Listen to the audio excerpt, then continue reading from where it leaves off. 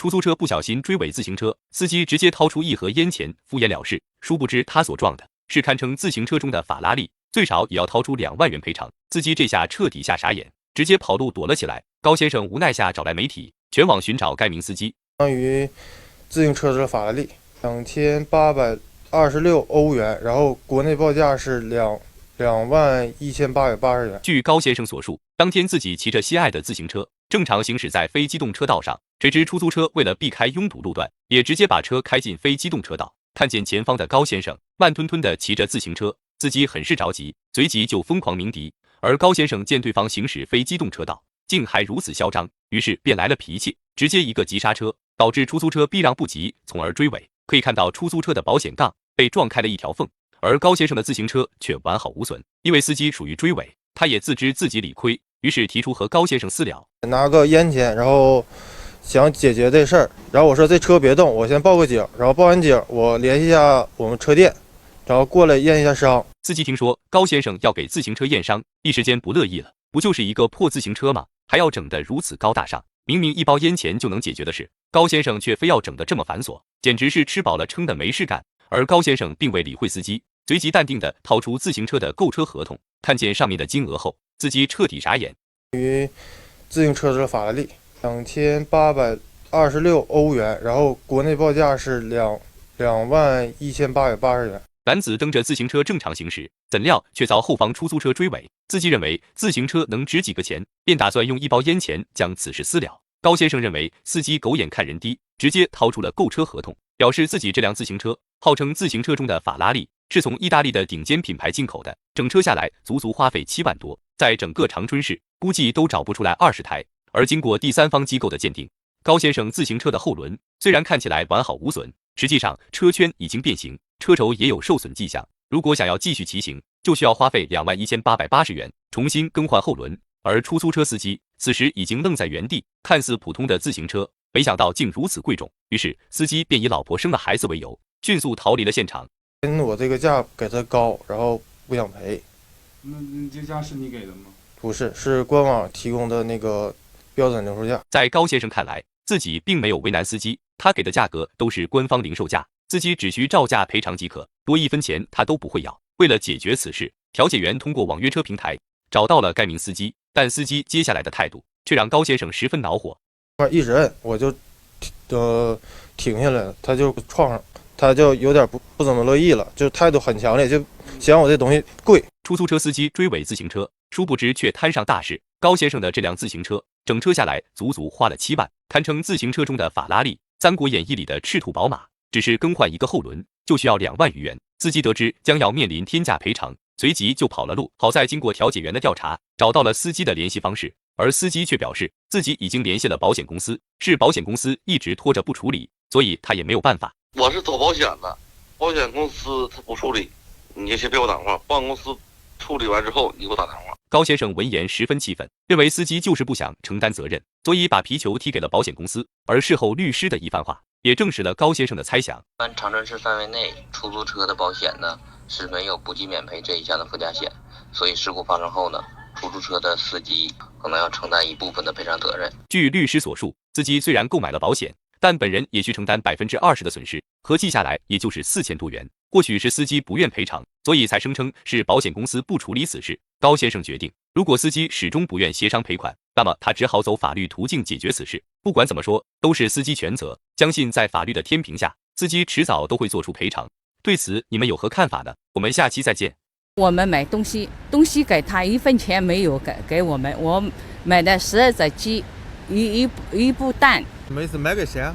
买给我们班组长嘛，不给他东西就不要我们做嘛，骂我们工人嘛。环卫工如果想保住工作，就需要不断给组长送礼，否则就会被骂，逼迫工人主动离职。这到底是怎么回事呢？据眼前的殷大姐所述，自己干环卫工足足已有4年之久，平时起得比鸡早，睡得比狗晚。按理来说，像他这种兢兢业业的老员工，公司没理由不续签合同。然而令他意外的是，前几天签订续签合同时，公司把上下37名员工全部续签了，唯独他还有另外1名王大姐，却迟迟没等到续签合同。找到组长问询原因，谁知对方竟毫不避讳的直言，两人连礼都没送，凭什么要给你们续签呢？想到我一个老母子要吃休税，就是吃年夜饭，听得懂啊？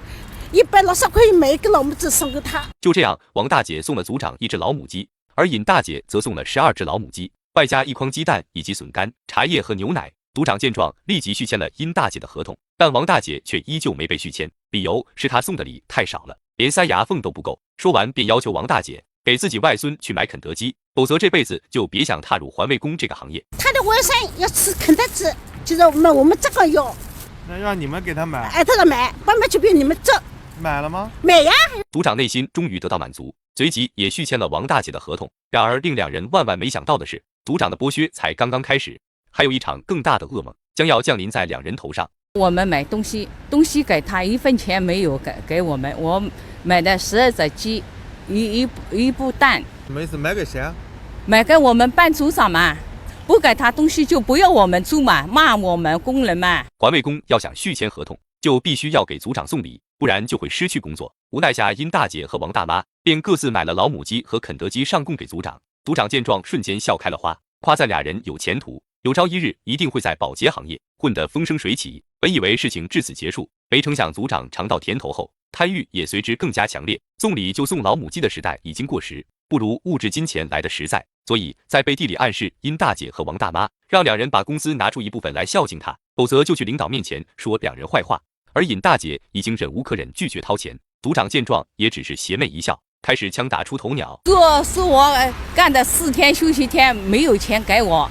这个东西他现在不要我做，我全部叫他还给我。那什么钱没给你？只加班4天工资没有。多少钱呢？440。而王大妈这下学聪明了，立即拿出一部分工资交给组长。组长十分开心，随即就给王大妈安排了工作量较轻的工作。王大妈在闲暇之余，突然意识到事有不妥，只不过是一个扫地的工作，还需要送什么礼呢？外加工资少得可怜，送完礼后1个月基本都白干了。讲到这里，王大妈不淡定了，立即联合殷大姐找来媒体，曝光组长的无耻行径。然而当媒体让两人提供证据时，两人却始终拿不出证据。关于那个组长送礼的这个事儿，有没有手上有这个实质性的这种证据啊，或者证明这些东西？人家送我们不知道，我反正我们送的，俺自个送不知道啥子，他骂了我们要的。显然光凭一张嘴，完全不能坐实组长收礼的真相。于是调解员便打入环卫公司内部了解情况。然而令人意外的事情发生了，给我们班组长嘛，不给他东西就不要我们做嘛，骂我们工人嘛。就是说跟你之间有矛盾，因为关于送礼的事儿。绝对没有，你去问，我们一共有39个人，你去问工人好了，除他们2个，你去问工人，我又没有要求工人有没有送礼。2名保洁大妈遭到组长百般刁难，原因是两人从未送过礼，简直太不会来事了，所以经常在背地里向领导说两人坏话，导致大妈原本微薄的工资到最后还要被扣走一部分。大妈十分焦急，立即给班长送了12只老母鸡伺候，这才勉强维持住了工作。为了了解真相，调解员找到组长毛大姐问询究竟，然而毛大姐却直呼冤枉，表示自己光明磊落，不可能会干这种黑心勾当。如果调解员不信，可以去问其他员工。有没有问你们要过什么东西呢？他们我从来没要过我们要什么东西，我也不知道啊。我说哪有这可能，跑过地还送礼？而员工对此纷纷表示，毛组长从未要求他们送礼，而且他为人实在善良，不可能会去做坑人买卖，反而是殷大姐和王大妈平日里工作就像赶大集一样，拿着水杯在路上闲逛偷懒。面对领导的工作安排，两人拒不服从。班长都有那个那个微信记录的，就是说他安排他休息，他自己过来上班了，也不知道上班还是什么，反正他说他自己来上班了，然后呢，就是说来吵来闹。那他现在讲的东西哪有实在东西？让他拿出点证据来。他说我拿了人家的东西什么的，拿出证据来对了。在负责人看来，2名大妈就是没事找事，总是说他收礼，那么就拿出证据。如果拿不出来，2名大妈就哪凉快哪待着去。对此大妈不知如何是好，只能灰溜溜离开了现场。那么对此你们觉得是大妈无理取闹，还是负责人确实收了礼呢？我们下期再见。